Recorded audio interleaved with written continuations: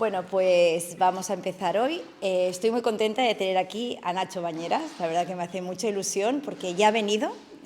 Cuando vino gustó mucho su charla. Nacho Bañeras es filósofo y tiene un proyecto que se llama Acompañamiento Filosófico.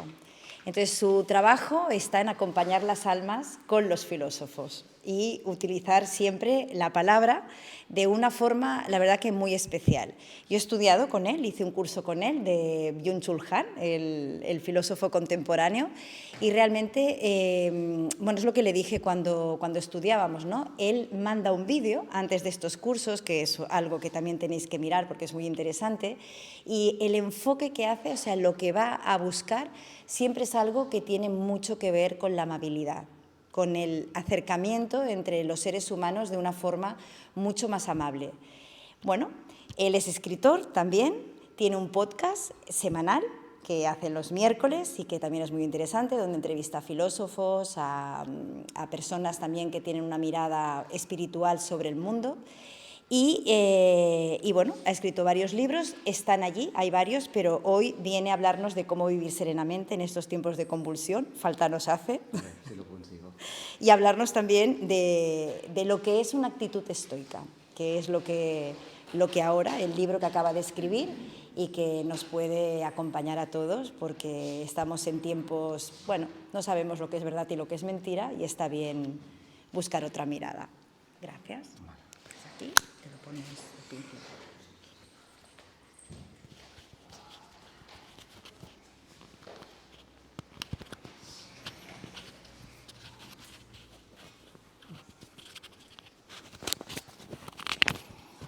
Sí, vale. Bueno, de entrada, nada, agradecer que estéis aquí, que podamos compartir este tiempo, también porque la Rápita es familia, así que contento de estar aquí y acogido. Efectivamente tengo una plataforma que se llama Cura Sui Cura Mundi, que en latín quiere decir el cuidado de uno mismo, el cuidado del mundo. Y si pudiera sintetizar la finalidad de mi trabajo, sería cambiar la perspectiva de la que generalmente tenemos de la filosofía. Generalmente entendemos que la filosofía es un discurso racionalizador o una forma de pensar con un lenguaje complejo, alejada de la vida, y que se escuda o vive en una torre de marfil como un sistema defensivo para no tocar la tierra, ¿no? Generalmente esta es la idea cuando me acerco o pregunto a la gente qué es la filosofía, y hay un cierto cansancio de este tipo de filosofía y un alejamiento, evidentemente. Pero en realidad la filosofía nada tiene que ver con eso. La filosofía es principalmente una manera de vivir, un estilo de vivir, una práctica de vida. Una práctica de vida que, como bien ha dicho Inma, creo que la principal finalidad que tiene es despertar el alma, entendida el alma no en sentido cristiano, no en sentido tradicional, sino como etimológicamente quiere decir la palabra en griego, que es psique, que quiere decir aliento. Cuando nombramos alma nosotros, los griegos lo entendían como el aliento vital, aquello que me nutre, aquello que me da vida. Y creo que cada cual de nosotros tiene la experiencia de haber contactado con el alma cuando tenemos la experiencia de que aquello que estamos viviendo o aquello que estamos compartiendo, pues simplemente nos sentimos llenos, nos sentimos, lo que decimos hoy, conectados, nos sentimos plenas, tenemos una experiencia de plenitud, ¿no? Pues en el lenguaje cotidiano lo dice, cuando yo pongo el alma en lo que hago, cuando las cosas que quizás fabrico o que quizás estoy tocando tienen alma, de alguna manera lo que estoy diciendo es que en esa experiencia he contactado con la sensación de plenitud, la sensación agradable de calidez. Pues bien, para mí eso es lo fundamental, volver a recuperar la posibilidad de encaminarnos, de acercarnos a estas experiencias. Y esta es la verdadera filosofía. Platón entendía que la filosofía es un recordar. Yo he estado peleado con esta palabra porque yo pensaba o la entendía como que Platón entendía la filosofía como un recordar, y entonces, si recuerdo, me aparecen las ideas. Pero nada tiene que ver con eso. Recordar en latín quiere decir volver a pasar por el corazón, simplemente volver a pasar por el corazón. Y entonces Platón entendía que la filosofía es despertar el alma, o sea, despertarla. ¿Despertarla por qué? Despertarla porque generalmente la tenemos adormecida. Y la tenemos adormecida pues nuestras rutinas, ¿no? Damos en general por hecho muchísimas cosas, ¿no? Me levanto y enseguida ya estoy pues, con las rutinas, con mis hábitos, preocupado por el trabajo, preocupado por los problemas cotidianos de mi día a día. Y esa problemática con las rutinas me vela esta capacidad de contactar con el sentirme vivo y de contactar en realidad con el asombro, el misterio y la belleza que tiene el simplemente hecho de vivir, contactar con el hecho de vivir. Por tanto, filosofía es despertar y contactar con este asombro, con esta posibilidad de admitir que estoy vivo, que no tengo respuestas a la mayoría de las preguntas que me formulo respecto a la vida. No sé ni qué pasa después de la muerte, ni cuándo me voy a morir, ni si hay Dios o no hay Dios. Es decir, si soy honesto conmigo misma, en realidad me doy cuenta de que pocas preguntas puedo responder, aunque tenga la capacidad de formular muchísimas. Y claro, vivir en la duda, vivir en el confesarme a mí mismo que no tengo la certeza de una respuesta evidente, me permite estar en un lugar que Sócrates lo manifiesta muy bien, en el lugar del no saber, que es un lugar cercano al misterio, lugar cercano al misterio. Entonces, la filosofía, y la filosofía que a mí me gusta divulgar, es aquella que se pregunta cómo mantenernos lo más cercano posible a este misterio sin manipularlo, sin llevarlo a mi utilidad, sin quererlo controlar, sin querer hacer algo con él, sin querer desvelarlo. Cómo mantenerme respetuoso, cercano a este misterio y cercano también conmigo mismo respecto a la experiencia de misterio.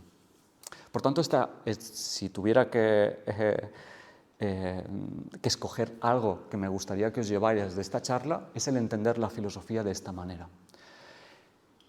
Y lo que estoy diciendo no es nada nuevo, en realidad ya lo sabéis cada una de vosotras, porque voy a entender también el ser humano como un ser filosófico. Yo puedo tener la licenciatura de filosofía, pero filósofos o filósofas lo somos todas, todos, porque internamente, queramos o no queramos, buscamos nuestra propia felicidad y ese anhelo, ese querer estar bien, que cada cual lo tiene que responder a su manera, cada cual tiene que encontrar su camino, su forma de descubrir eso, ya nos convierte en seres filosóficos. Ya impepinablemente nos convierte en seres filosóficos. Ya no digamos cuando tengo que escoger entre varias opciones, cuando tengo un conflicto y me pregunto cómo quiero resolver ese conflicto, que hacen más evidente que la vida continuamente me está señalando cómo quiero responder a la pregunta de cuál es la filosofía de vida que estoy viviendo. Cada cual tiene una filosofía de vida. Lo único que hace la filosofía es intentar poner conciencia a eso, es decir, a través del famoso Conócete del Templo de Delfos, la filosofía nos dice, bueno, si vives con una filosofía de vida, quizás es importante que sepas qué filosofía de vida estás viviendo. Porque puedes vivir una filosofía de vida que sea la que generalmente está aceptada, la normativa, la mayoritaria, y puede ser que esa no sea la que realmente te guste, o puede ser que esa no sea la que éticamente tú elegirías. Por tanto, primero, importante el conocimiento de la filosofía de vida que estoy encarnando. Eso que parece tan sencillo y a la vez tan complicado es lo que me abre la puerta a la libertad. En la medida en que soy capaz de preguntarme cómo vivo, abro la puerta a generar un margen de libertad respecto a los parámetros que me condicionan a vivir de una manera determinada. Y en nuestro presente hay un montón de parámetros que me condicionan / limitan a vivir de una manera muy determinada. Primero conocer y luego el responder a aquello que conozco. Conozco cómo vivo y luego la pregunta es, ¿quiero vivir de esta manera? ¿Esta manera me satisface? ¿Esta manera me hace feliz? ¿Esta manera es la manera ética? ¿Esta manera me permite desplegarme como persona?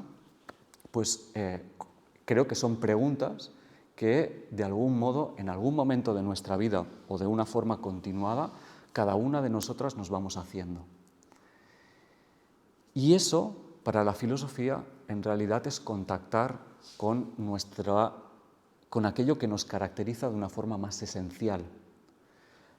Como seres humanos no estamos determinados a vivir de una única manera, sino que tenemos un margen, unas diferentes posibilidades, y el poder preguntarnos qué camino quiero coger es lo que me diferencia y para los filósofos lo que dignifica mi vida, lo que me dignifica. Y la dignidad tiene que ver con vivir una vida digna, tiene que ver para los estoicos o para la filosofía antigua con vivir una vida virtuosa. Virtud en griego quiere decir excelencia. Por tanto, vivir una vida virtuosa es vivir una vida excelente. Eso nada tiene que ver con las notas, eso tiene que ver con que los filósofos antiguos también entendían que el ser humano viene al mundo con la posibilidad de florecer. ¿Qué quiere decir florecer?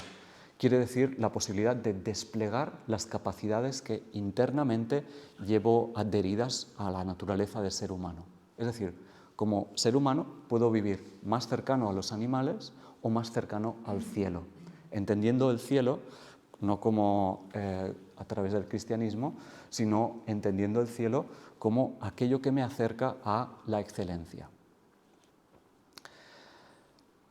Bien, entonces, hecho este panorama general, el motivo de la charla, cuando estuve hablando con Inma, le dije, vamos a hacer una charla que se titule Caminos hacia la serenidad. Porque a día de hoy la serenidad me parece un valor a tener en cuenta. ¿Por qué me parece un valor a tener en cuenta? Bueno, porque si hacemos un análisis de nuestro presente, hay un elemento que me parece que es importante dedicarle tiempo. Y ese elemento es la atención, nuestra atención. ¿Dónde ponemos la atención? ¿Por qué esta pregunta?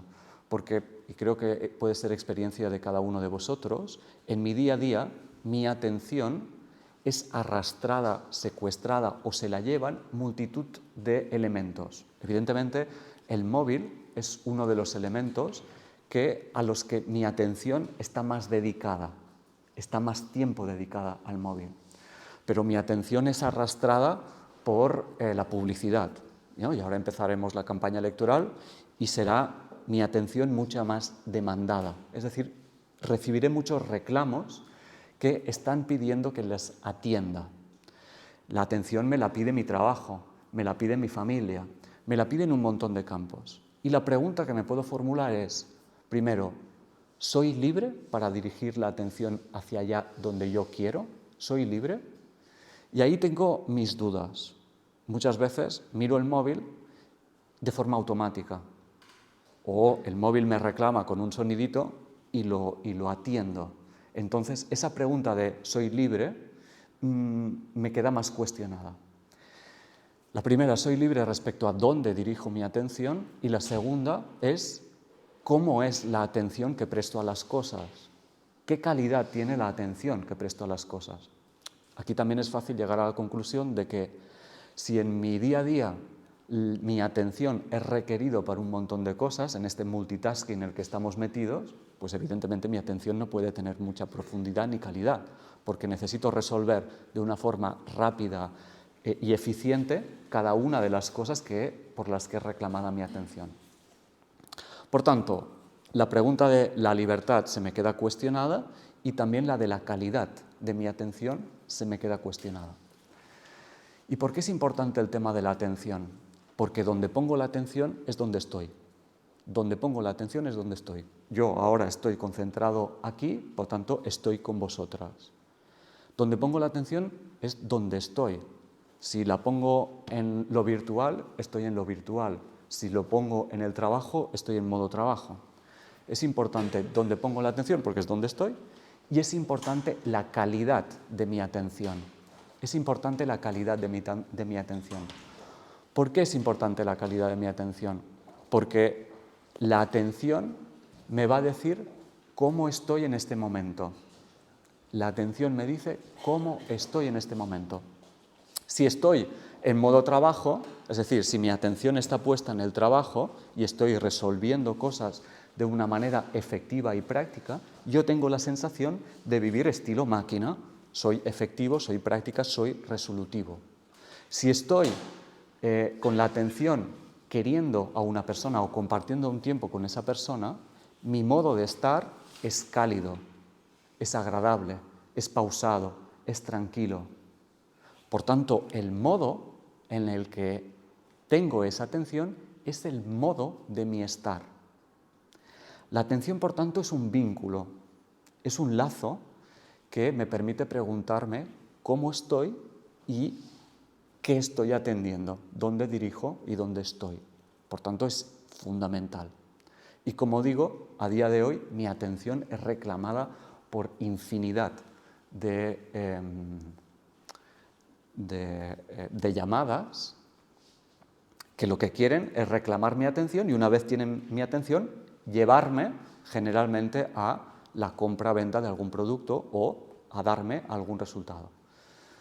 Por tanto, la atención es fundamental. Pero digo, ¿tengo la capacidad para determinar hacia dónde yo quiero dirigir mi atención?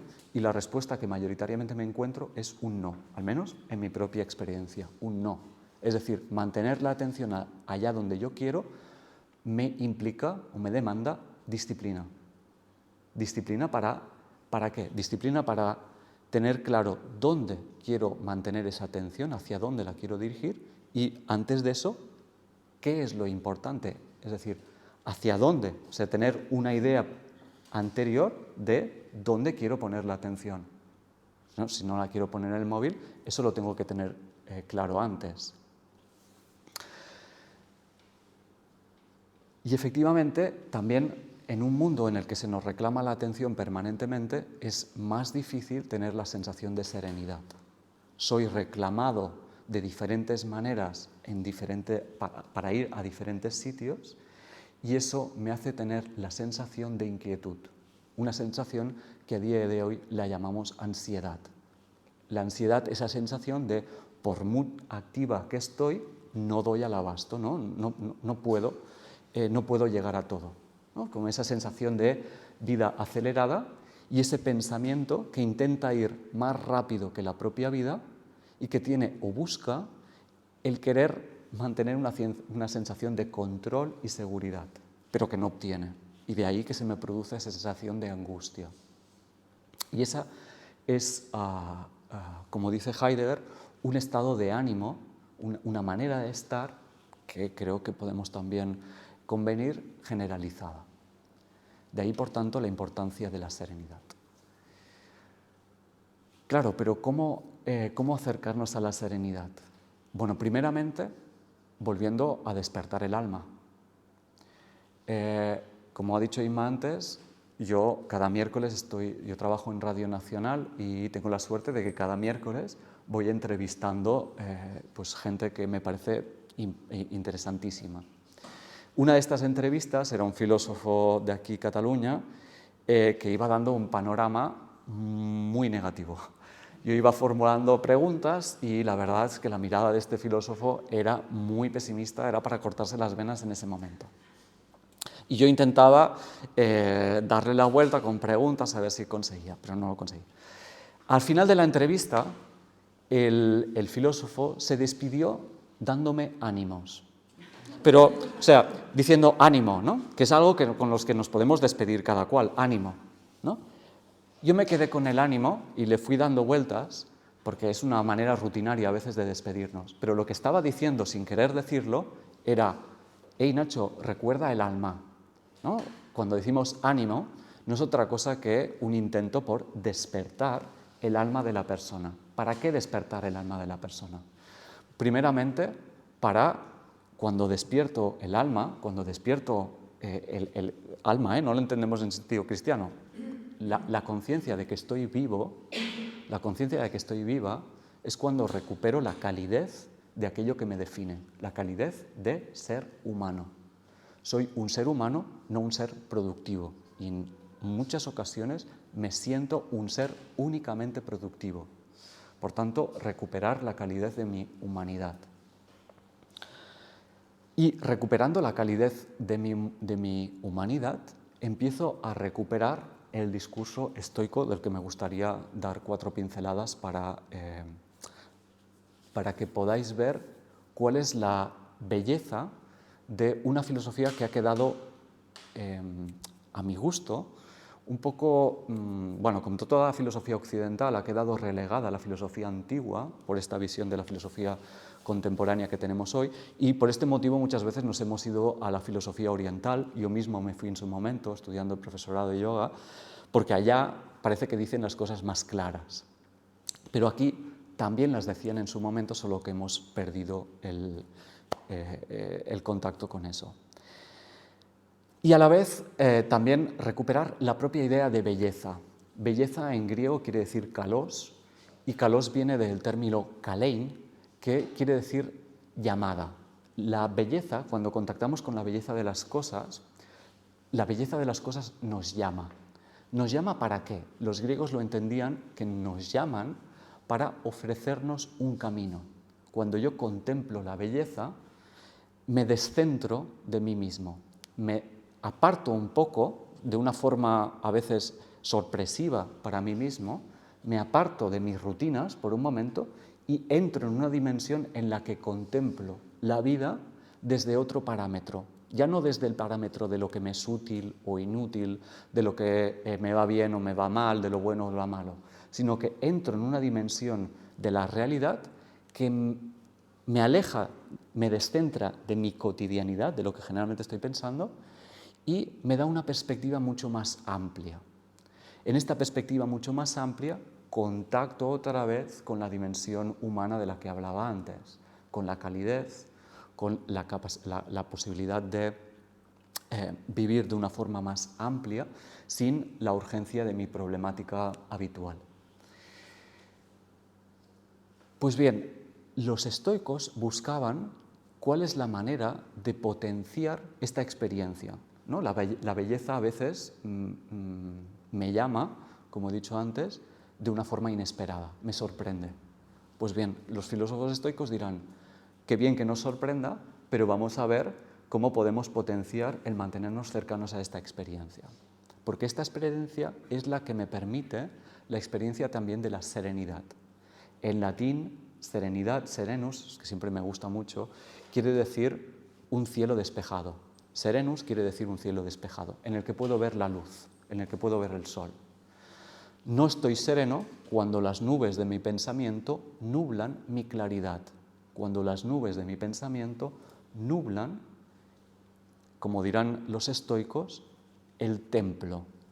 Cuando decimos una persona que tiene temple, cuando decimos una persona que tiene templanza, decimos que una persona que tiene un sitio desde el que estar, es decir, que no tenemos la sensación de que esa persona va como una veleta, sino que se ubica en un sitio y que ese sitio es un lugar que, visto desde fuera, parece agradable. Entonces decimos, esa persona tiene temple. Pero si vamos recogiendo el significado de las palabras, tener temple tiene que ver con tener el templo dentro. Contemplar, en griego, quiere decir ver. Theoría, que ahora la entendemos como algo muy racional o de hacer hipótesis, en griego quiere decir observar, ver. Contemplar quiere decir observar. Y contemplar también quiere decir estar con el templo, cercano al templo. Por tanto, cuando yo digo que una persona tiene temple, digo que está cercana al templo con una capacidad de ver el mundo y a sí mismo diferente a la habitual. Eso es para los estoicos la serenidad. Y en esta manera de ver, lo que puedo tener la experiencia es que los nubarrones con los que generalmente estoy preocupado, con los que generalmente me veo a mí mismo, veo el mundo, desaparecen para ver un momento de claridad. Pues bien, los estoicos, y voy parando porque me gustaría abrir comentarios, debate, pregunta, lo que queráis, los estoicos ofrecían tres caminos, y siempre que explico los caminos estoicos aparece la pregunta de, oye, ¿y qué relación tenía el estoicismo con el budismo o el hinduismo? Porque veréis que básicamente es la misma estructura. El camino o la disciplina del juicio, para acercarme a esta serenidad, tengo que saber cómo pienso.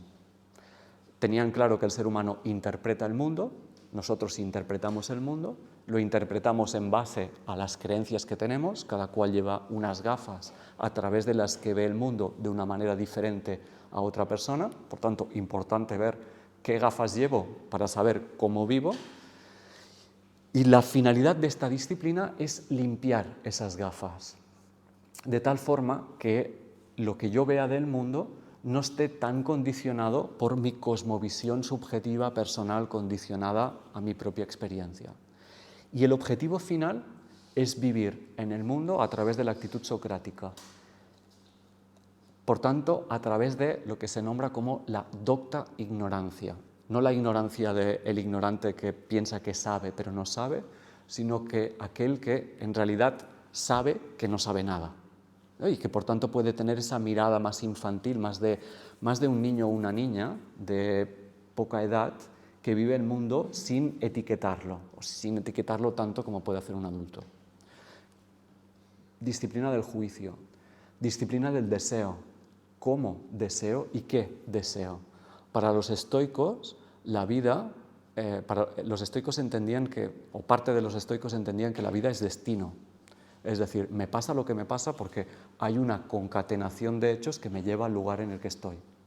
Es importante que yo pueda diferenciar, primera pregunta, ¿qué depende de mí y qué no depende de mí? Porque lo que no depende de mí, ahí tengo que tener otra actitud diferente. Y hay un montón de cosas en mi vida que simplemente las vivo sin tener sin tener ningún margen. Y pueden ser acontecimientos fáciles de vivir o muy complejos de vivir. Entonces, ¿cómo? Ahí la disciplina del deseo tiene todo un conjunto de ejercicios para cómo vivir en estas ocasiones, porque evidentemente me zarandean. Y hay todo un trabajo que conecta con la disciplina del juicio, porque, claro, para los estoicos nosotros nos colocamos en la vida de una forma muy soberbia. ¿Cómo es esa soberbia? Pues todo lo que me va pasando, yo voy juzgándolo en base a mis intereses, ¿no? Esto me va bien, esto creo que no me irá bien, esto me conviene, pero en realidad no tengo ni idea. En realidad no tengo ni idea, porque para saber si una cosa que me está sucediendo me conviene o no, yo necesitaría tener una mirada completamente amplia de todo el recorrido de mi vida, para saber si lo que me está pasando me conviene o no me conviene. Eso no lo tengo.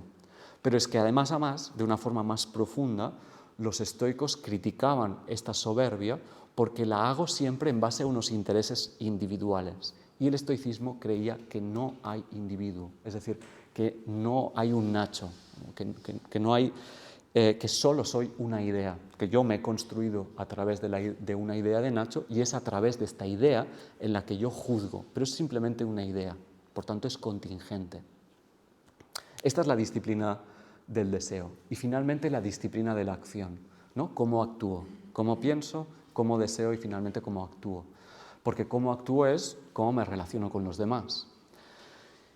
Hace 2500 años, más o menos, la fecha en la que, un poco menos, la fecha que empieza a desarrollarse el estoicismo, pero hablo del estoicismo como podría hablar del resto de filosofía antigua, ya entonces se creía que el ser humano está hermanado, está hermandado con todos los seres humanos, con los animales y también con las plantas. Es decir, venimos de un mismo origen y al compartir ese mismo origen nos pues establece ese lazo entre nosotros de hermandad. Y a la vez, el hecho de entender también que el ser humano es un ser interdependiente permite entender que lo que yo hago influencia, tiene repercusiones en la otra persona y viceversa. Por tanto, es importante dedicarme a preguntar cómo interactúo con el otro, porque eso va a tener repercusiones. Pues bien, aquí los estoicos recordaban la simpatía. La simpatía es el modo de vibración o si ponemos el oído a escuchar cómo nos relacionamos, es aquel feedback, aquel feeling, ¿no? A día de hoy lo entendemos como el feeling que me produce la relación con otra persona. Pues eso para los estoicos es la simpatía.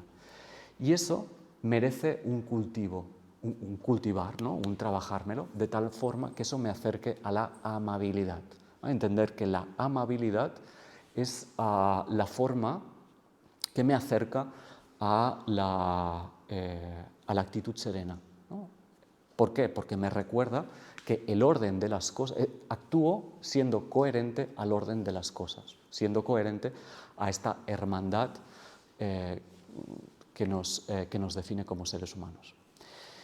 Esas son las tres disciplinas del estoicismo. Y finalmente, ya para acabar, porque también es conocido el estoicismo por esto, el famoso memento mori.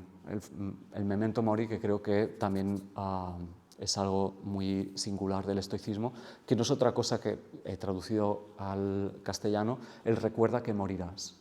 El anverso del memento vivere, o recuerda que estás viviendo. Para una cultura en la que la muerte ni hablamos de ella y generalmente la queremos tener olvidada, el recordar que voy a morir no es otra cosa, primero, que un recordatorio para decirme: hey, Nacho, aprovecha la vida porque no sabes. No solo sabes que vas a morir, sino tampoco sabes cuándo. Puede ser mañana. Por tanto, aprovéchala. Y eso me permite mantener el alma despierta, porque yo al menos quiero irme con la sensación de haber vivido y haber vivido virtuosamente. Eso al menos es lo que me dignifica y al menos la idea con la que me gustaría dejar, ¿no? O dejar el mundo. Pero es que el memento mori, para los estoicos, en una lectura más profunda, era el morir antes de morir. El morir antes de morir. Es decir, sabiendo que me voy a morir, quizás mejor es que me prepare para eso, no vaya a ser que me coja con las cosas por hacer. El memento mori también es un prepararme para morir, porque generalmente la muerte me da miedo, y me da miedo porque evaluándola no me sale a cuenta. Es decir, Nacho va a desaparecer cuando muera, por tanto la muerte no me interesa. Pero esa es otra idea para los estoicos que hay que cultivar y que si la trabajo me permite ese movimiento de descentrarme de la importancia que generalmente me atribuyo a mí mismo, ¿no? Eso me permite recordar que forma parte de la vida, que la vida es transformación y que aunque yo intente apegarme, en este caso a mi propia identidad, la vida siempre está por encima de mí mismo, ¿no? Por encima de lo que yo creo que debería o no debería. Por tanto, el memento mori es también este morir antes de morir que me permite este trabajo respecto al ego, y que si lo tengo en cuenta me puedo otra vez, ¿no?, acercarme a esta serenidad que es principalmente el trabajo de los estoicos, ¿no? Esta permanente búsqueda de esta actitud a través de la que puedo estar, que es este templo interno, que es mi propia actitud, que es lo único en realidad a lo que me puedo dedicar. Yo no puedo transformar o tengo menos margen de transformación de la realidad y no obstante tengo mucha capacidad para ver cómo interpreto el mundo y cómo lo quiero vivir, relacionado con la atención. Y creo que así a grandes rasgos es lo que quería decir. Creo que está bien compartir o abrir preguntas, debate o lo que queráis compartir, y creo que...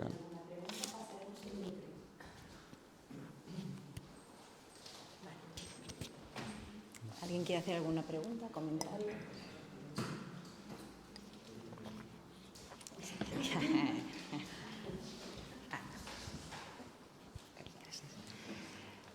Bueno, Nacho, agradecerte la charla que has hecho, ha sido estupenda, porque has hecho un recorrido muy limpio, o sea, como muy claro, dando ideas muy buenas y haciendo un compendio, la verdad, pues lo encuentro fantástico.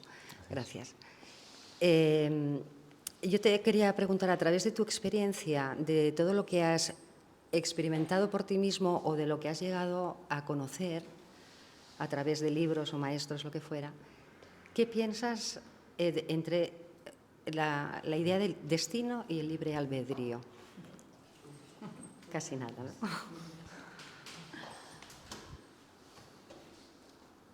Vale, ese es un debate, o sea, si me pongo a hablar de estoicismo, es un debate que la escuela estoica tenía consigo misma y es un debate del estoicismo en ese momento con el epicureísmo. El epicureísmo creía que no había destino, las cosas nos pasan por azar, y gran parte del estoicismo creía que las cosas nos pasan por destino. Yo me coloco como Marco Aurelio. Marco Aurelio es un filósofo estoico que dice, tanto me da. O sea, no me importa teorizar, yo no quiero teorizar sobre el mundo, yo quiero dedicarme a cultivar la serenidad. Lo que me encuentro es que me pasan cosas. Y la pregunta es, ¿cómo interpreto o cómo vivo aquello que me pasa? No me interesa saber si eso es destino o es libre o es azar. Por tanto, la libertad, para Marco Aurelio, ese libre albedrío que tú preguntas, consiste en esa pregunta que siempre tengo a mano, que es ¿cómo interpreto lo que me pasa? Ese es el margen de libertad que tengo. ¿Cómo quiero interpretar lo que me pasa? Ahí sí que tengo una libertad, que es la de dirigir la mirada hacia mí, preguntarme esa pregunta, hacerme esa pregunta y ver cómo la quiero responder. Ese es para Marco Aurelio el margen de libre albedrío. Evidentemente podemos abrir otro. También me doy cuenta de que puedo tener un margen de decisión respecto a lo externo, ¿no? Puedo creer que vivo a través de una libertad con la realidad, ¿no? Tengo la libertad de llevar este currículum aquí o aquí, ¿no? Sí, ese es otro margen de libertad. Yo creo que la libertad está un poco más amplia de lo que decía, es más amplia de lo que decía Marco Aurelio, pero en realidad una vez llevo el currículum aquí o aquí, lo que aparece ya no depende de mí. Por tanto, tengo cierto margen también. No estoy de acuerdo con la idea de libre albedrío como la manejamos a día de hoy, que está amplificada. No tengo tanta libertad como generalmente creo.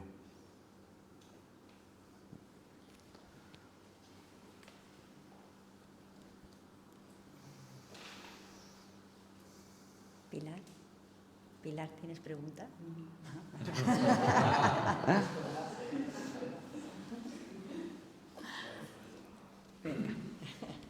Hola, Nacho. Mucho gusto, hablo en castellano, aunque normalmente hablamos en catalán entre nosotros. Pero tengo una duda al respecto. Ahora has nombrado Epicuro y también esta duda de un poco del templo, como encerrarse en esta crisis del imperio, como en el romano y tal. En plan, no podemos hacer nada, vivimos un poco al margen. Y en cambio los cínicos y demás pensaban que había que quejarse, había que criticar las cosas. Me parece que este inmovilismo a lo mejor hace que el mundo no cambie, justamente, que siga siendo, vaya peor o siga siendo así, no sé. Que ya hubo ese momento, ¿no? En la caída o en el momento este de bajón del Imperio Romano, que surgieron estas ideas un poco de cerrarse delante de la caída del imperio y que justamente, ¿no? Hubo este debate entre si un poco no hay nada que hacer o nos quejamos de todo. Seamos cínicos o seamos estoicos. ¿Cómo lo ves tú? Venga.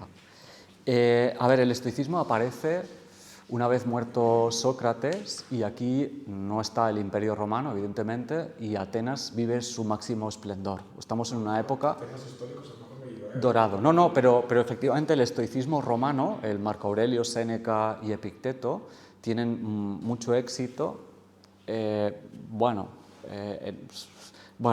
Históricamente también están viviendo una época. Marco Aurelio es un emperador y vive una época, él está guerreando en el norte con las fronteras, pero el imperio está bastante aposentado. Pero sí veo lo que dices de cuando las cosas van mal, hay irme hacia adentro, completamente diferente al cinismo, a la escuela cínica, que es una escuela muy combativa.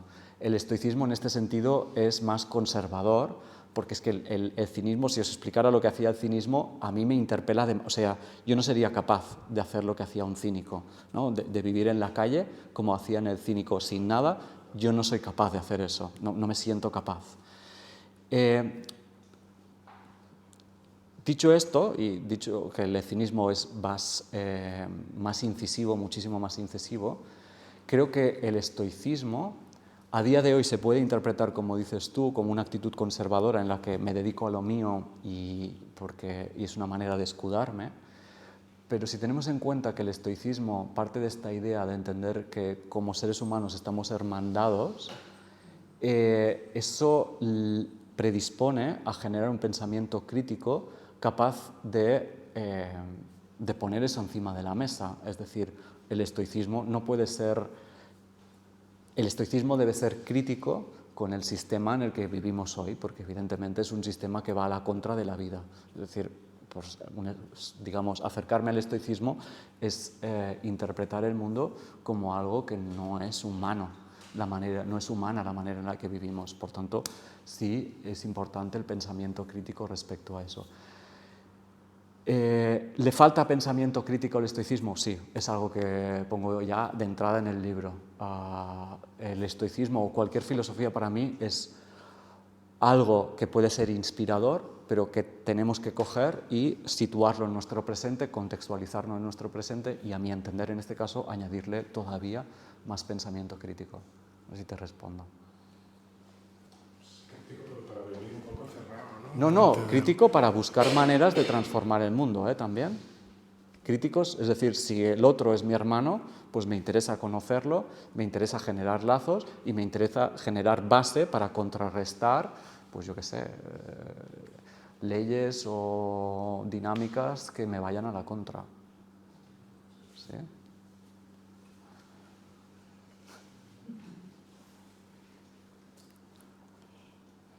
Vale, yo quería comentar que a raíz de este comentario, hace una semana estuvimos aquí a David Duster, periodista, y David escribió un libro en el 2006, mucho antes de todo lo que está pasando, sobre esclavitud moderna. Entonces, hablando de los distintos tipos de esclavitud clarísimas que hay en el mundo en este momento, también hablamos de esta esclavitud de la mente que tiene que ver con sobreimpresiones, ¿no? Creemos una serie de cosas, nos comportamos de acuerdo a ellas, pero estamos decidiendo realmente. Entonces salió una señora que hizo una pregunta, bastante interesante, en la que dijo: yo no sé qué hacer ahora con el mundo, y como no sé qué hacer, pues me cuido a mí misma. Me vigilo, hago yoga, vigilo mis pensamientos, vigilo todo. Y David comentó, es que esto ahora mismo es activismo. Esta actitud es activismo. Entonces, claro. Sí, o sea, comparto. Sí, eso lo puedo hacer. Creo que tengo un poco más de margen. Sí. Creo que tengo un poco más de margen en el preguntarme dónde voy a comprar, qué voy a comprar, cómo compro, dónde pongo el dinero, ¿no? El banco. Tengo una cierta capacidad de elección. Bueno, un poco más de margen. Y tengo todavía más margen, ¿no? Tengo más margen de si me asocio o no me asocio, si tengo pensamiento crítico, si genero pensamiento crítico. Bueno, yo creo que sí, que yo soy optimista en el sentido en que creo que tenemos margen y que cada vez más nos va la vida en eso, ¿no? Porque cada vez tengo también la sensación de vivir más apretado, más precario, más cordero también. Y creo que en este sentido creo que tenemos mucho margen. Lo que pasa es que es complejo el llegar a acuerdos entre nosotros, es complejo mantener comunidades o asociaciones enseguida s'emmerden.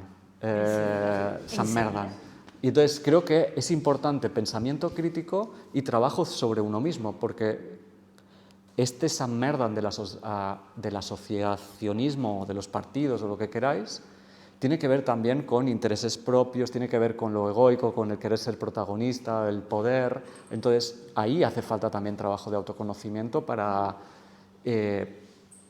los sitios que demandan poder también demandan trabajo sobre uno mismo. Las dos cosas a la vez, juntas, y no van juntas generalmente. Bueno.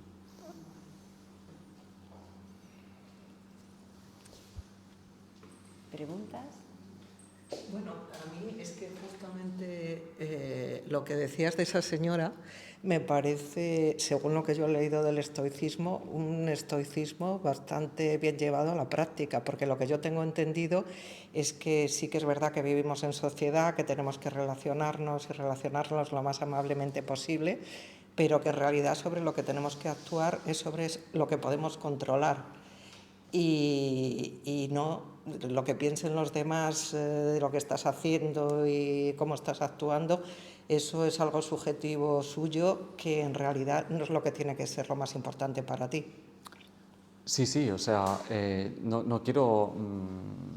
o sea, valoro muchísimo lo de esta señora, de mantenerse serena, me parece un triunfo a día de hoy, eso me parece un triunfo. Eso me parece un triunfo. Y triunfando de esa manera, creo que también hay un margen respecto a lo que hago o respecto, pues lo que he dicho antes, a dónde compro, bueno, a quién voto. Bueno, hay un cierto margen. Sí. Tampoco tengo yo las respuestas para cambiar el mundo, ¿eh? O sea, no, ni mucho menos. De hecho, Margarita, es verdad que este tema también salió, que digo, claro, una de las cosas cuando vives serenamente es vigilar dónde compras, porque si sabes que está alguna marca que te gusta, la están fabricando niños en no sé dónde, pues no la compres, ¿no? O sea, había ahí también una conciencia que se iba expandiendo, lógicamente, ¿no? Si tú estás serena, tienes tiempo, ¿no?, de que no te atrape el móvil, por ejemplo. Tienes Exacto. tiempo, ¿no?, ese margen. Sí. Y efectivamente, el estoicismo es mantenerme sereno pese a lo que creo que puedan pensar los demás. Sí, ese trabajo interno está en el estoicismo, ¿eh?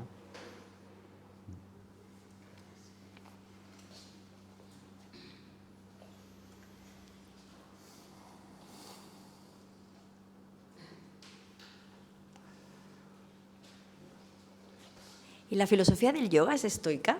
Porque ahora la charla que has dado ha sido muy kriya yoga, ¿no? Ha sido muy kriya yoga, ¿no? Esta disciplina, Sí. este estudio y este entregarse también a algo que aumenta la calidad de nuestros actos, ¿no? En el momento... las enseñanzas ahora mismo, bueno, aquí en España no llegan muy bien porque las traducciones no son muy adecuadas, ¿no? Cuesta a veces que lleguen, pero... ha sido muy crilla. Pues no voy a responder yo, va a responder Óscar Pujol. Óscar Pujol es es quizás el especialista en... A ver... ha traducido ¿cómo es? Ay, ahora no me acuerdo. La guerra entre los primos... El Gita, es el Bhagavad Gita. Es traductor del Gita, del Bhagavad Gita. Bueno, para mí una eminencia, Óscar Pujol, y en la entrevista, sin yo preguntárselo, dijo, esto tiene mucho que ver con los estoicos, ¿no? Por tanto, lo que desarrolla el Gita son también las 3 disciplinas del yoga, o 4 según como lo veamos, ¿no? Pero, y lo que estaba diciendo es que esas 3 disciplinas son las mismas que el estoicismo. Claro, cuando comparamos filosofía oriental con occidental, vemos que la oriental tiene un montón de prácticas, ¿no? Que si el yoga con toda la riqueza, que pranayama, meditación, kirtan, lo que queráis. Pero luego nos encontramos con un montón de ejercicios orientales. Pero es que los ejercicios occidentales se han perdido, ¿no? Pero aquí en Occidente también habían escuelas de 1000 años de antigüedad, hoy que ya que las cerró un emperador cristiano, que mantenían un ejercicio físico, un ejercicio intelectual, un ejercicio nutritivo, un ejercicio relacional, donde había un profesor / maestro que ayudaba o acompañaba, ¿no?, a los alumnos a adentrarse por la escuela en la que se inscribían, ¿no? Entonces, yo no creo que estar diciendo cosas diferentes, sino quizás ejercicios diferentes. Bueno, pues sí, evidentemente el yoga, ¿no?, en la práctica del yoga, pues tiene las asanas que son diferentes a lo que aquí se practicaba, pero aquí se practicaba también desde lo corporal, por ejemplo. O sea que hay un montón de similitudes, un montón. Habían esas escuelas de adultos, que ha sido una pena que se hayan perdido, ¿no? Porque justamente estudias en el colegio, sales, llega la vida, te casas, tienes hijos, de repente te encuentras con la vida y dices, ¿y ahora? ¿Y ahora qué? porque unas cosas sirven y otras no. Y antes esto eran escuelas de adultos, eran las escuelas de sabiduría. Arjams, muy chulas. donde la gente iba un fin de semana, o un año, o toda la vida. Sí, sí. Sí, sí. Preguntas. Animaros. Venga, Rusé. Venga, Rusé. Que luego preguntáis cosas y ahora está aquí. Ahora está aquí, Nacho. Venga. ¿Pero qué me haces, por favor? Venga, Rusé. No sé si tiene mucho que ver con lo que estamos hablando. Bueno, ya te han Son puesto la de- tesitura, así que... Bueno, va. ¿Por qué hoy en día la educación, todos los inputs que recibimos de la sociedad para la gente que está creciendo, por qué potencia un deterioro de la autoestima, infravalorarnos? Porque podemos hacer mucho más normalmente de lo que pensamos. Porque creo que es el motor, el querer llegar a ser alguien, ¿no? Yo voy a la escuela porque me tengo que ganar la vida, ya lo dice todo, me tengo que ganar la vida, y en mi camino de educarme lo que quiero es llegar a ser alguien. Si yo quiero ser alguien, parto de la base de que no soy. Quiero ser alguien, aspiro a ser alguien. Claro, eso ya está ya marcado ahí todo, ¿no? Pues ahí estaré dedicado, porque ya tengo la zanahoria, estaré dedicado y estaré predispuesto al esfuerzo que haga falta para alcanzar una cosa que es inalcanzable, es decir, que se continuará alejando a medida que me acerco a ella, ¿no? Por tanto, creo que es lo mejor para mantener el sistema tal cual, ¿no? La sensación de vacío o de falta de autoestima que tenga. Y lo que hacemos todos, ¿no? Querer ser reconocidos por los demás, ¿no? Con el trabajo, con la pareja, lo que busco es la aprobación del otro. Ahí ya he perdido mi centro completamente y estoy dispuesto a hacer cosas que quizás no haría si tuviera un sostén interno, ¿no? Si tuviera un lugar, un templo en el que... Creo que es el único camino, el autoconocimiento, porque si tienes que depender de lo externo o de la educación... Yo siempre, cuando presento la filosofía, como lo he dicho antes, despertar el alma, porque es despertarme a mí, y pensamiento crítico, las dos cosas a la vez. Autoconocimiento, pensamiento crítico, para mí van juntas. Y una lleva a la otra, es como son dos caras de una misma moneda.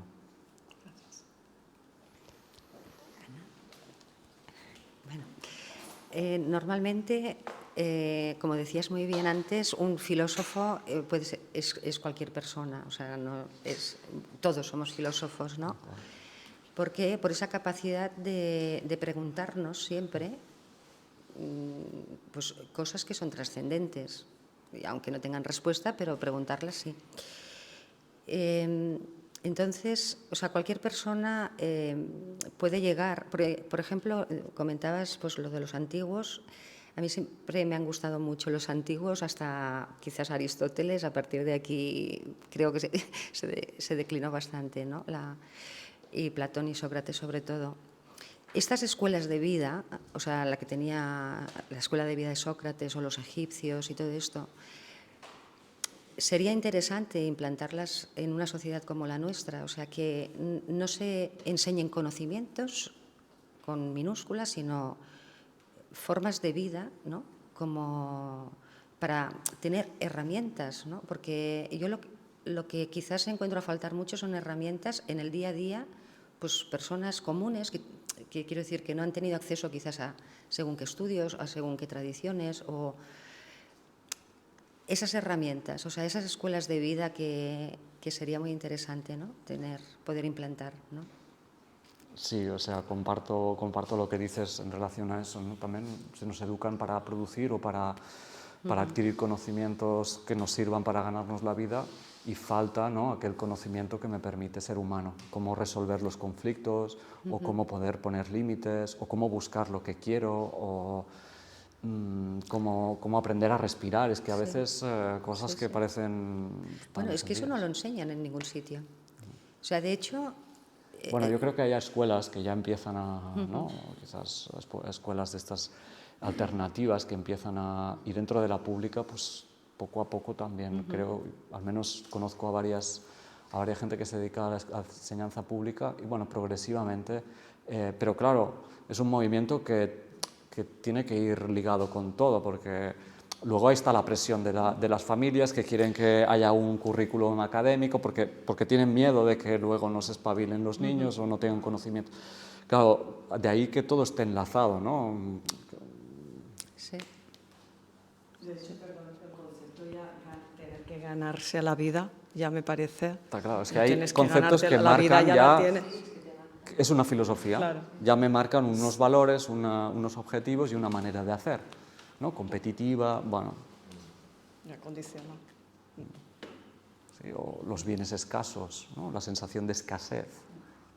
Eso también es algo que marca. De ahí que, ¿no?, el poder ver valores y podamos ver que todo es filosofía y por tanto es necesario ser consciente de ella.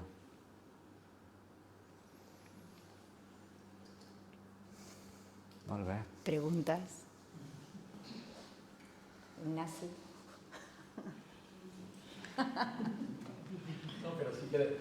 Claro que sí, cómo no. Gracias. Sí que de verdad, con tu trabajo, habiendo tenido la oportunidad de haber hecho seguro entrevistas muy interesantes, un consejo, personas que realmente te hayan dejado una reflexión más profunda que quizás otras que has tenido antes y después. Os recomiendo mucho, hemos Gracias, entrevistado ¿ves? a Swami Satyananda Sarasvati, me parece genial. Hace 2 semanas a Dokusho Villalba, también me pareció genial. Después a Joan Garriga también me pareció espectacular. A Ana Kashak, es que no sé. O sea, Es que claro, es muy escojo yo a quien quiero entrevistar, por tanto voy a tiro fijo. Entonces, generalmente son una gozada. ¿Y me pagan?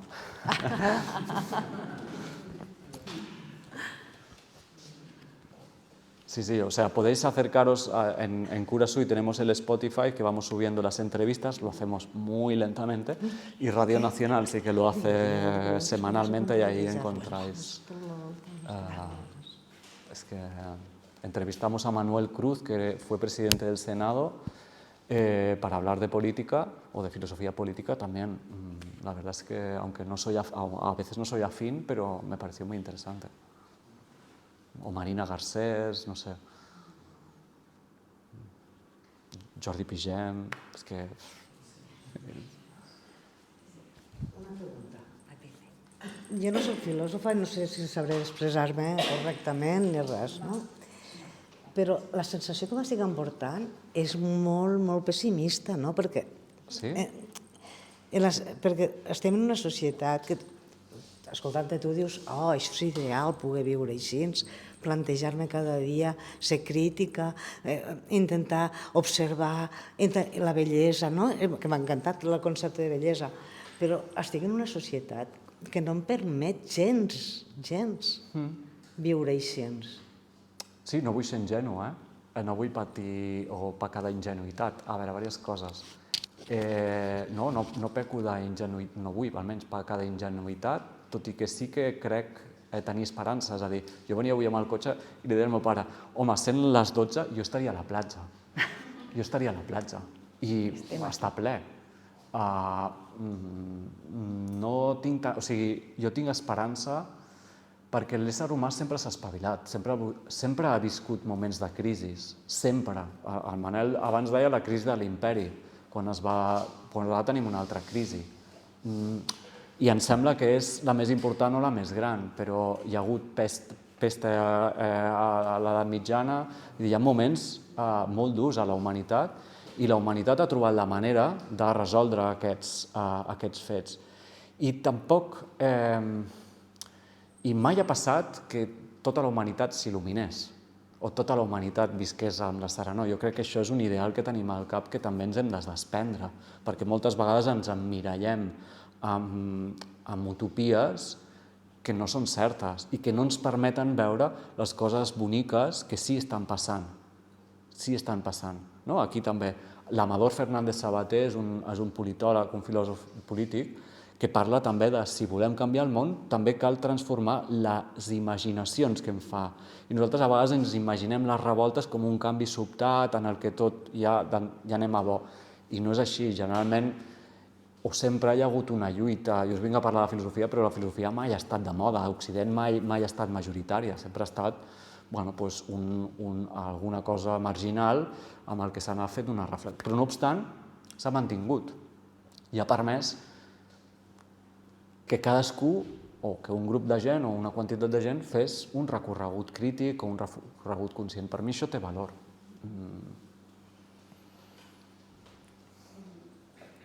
Y la filosofía nunca ha estado de moda, pero siempre se la intentan cargar. Curioso, ¿no? Sí, pero es que no está mai de Sí, moda, hi ha algo, ¿no? Hi ha pero es algo. inevitable Claro. tampoco la filosofía. Sí, es que ¿Qué no es pueden, eso, no, el tema? no pueden, es inevitable. Es que me levanto cada día y aunque no me lo haga, la pregunta es ¿por qué me levanto? O sea, la pregunta la tengo ahí, ¿no? ¿Por qué vivo? ¿Por qué hago esto y no esto? Es que no me la puedo sacar de encima. Sí. Apreto algo? Bueno, m'ha agradat molt la xerrada i sobretot els conceptes, no? De bellesa, com deia Matilde, bellesa, lo de ànima, no? L'aspecte, no? La varietat de significat, no? Que nosaltres tenim una idea ja feta, però l'apertura que has fet dels significats del més enllà, no? Uns significats més, per a mi, més propers a mi, realment. I el que jo volia també destacar és que, clar, la serenor, si tu aconsegueixes tindre-la, penso que és com una revolució silenciosa, no? També, diguéssim que si tu aconsegueixes aquesta serenor, la vas a buscar cada dia, i tens aquest espai de reflexió quan hi ha alguna cosa que t'impacta o no estàs d'acord o que te'n fa enfadar, este temps que li dones a tu mateixa, a trobar-te i tornar a la serenor, que és un treball diari o cada 2 per 3, moltes vegades, penso que si tu tens aquesta serenor, qui està al costat és com una ona expansiva, una mica, i que a vegades crida molt, també és molt agotador i penso que és una energia que a vegades també és com que la perds, i que sí que explotes, que va bé moltes vegades també fer-ho, però crec que l'important és aquesta revolució silenciosa, que a poc anéssim contagiant-nos, aquesta serenor. Si estàs en algú que és serè, com que estàs molt a gust i com que, no sé, com que te contagies a poc i crec que, aquest és el meu pensament com de revolució, d'anar canviant el pensament una mica de tothom, o no canviar-lo, que jo no vull canviar, sinó perquè és que estàs molt bé vivint així, molt més tranquil i més a gust, en qui hi dones benestar i com que el reps al moment també. Sí, o sigui, 2 coses a dir. Respecte a l'etimologia de les paraules, és com recordar l'origen. És tornar a l'origen, no? Tornar a l'origen, a vegades les paraules van agafant uns hàbits i ens perdem d'on venen. I recuperar això és com obrir portetes o finestres també per entrar, no? I respecte a allò de la serenor, pels estoics, la pregunta és qui és amo d'allò que penso? És a dir, a vegades tinc una preocupació i jo estic sent esclau d'aquella preocupació perquè a vegades és que no em puc desprendre'm d'aquella preocupació. Aleshores, això em reflexa que sí, vivim en una societat on jo tinc molta precarietat, a nivell econòmic, a nivell existencial, a nivell social, individualisme, o sigui, em sento molt precari i, per tant, adonar-me'n em permet encarregar-me'n d'això. És fer-me càrrec d'això per millorar-ho, almenys per intentar-ho. I la serenor és alguna cosa que busco i jo no parteixo de la idea, jo no estic sempre serè, ni molt menys. És a dir, hi ha moltes vegades que m'enfado o m'entristeixo o el que sigui, és a dir, se me'n vaig de mi mateix. Doncs tornar a recuperar crec que sí, és que anava a dir amb serena, obvi, però alhora em permet contactar amb un cert caliu que em sembla important. Així. Molt bé. Jo crec que està bé, no? Sí, jo crec que molt bé,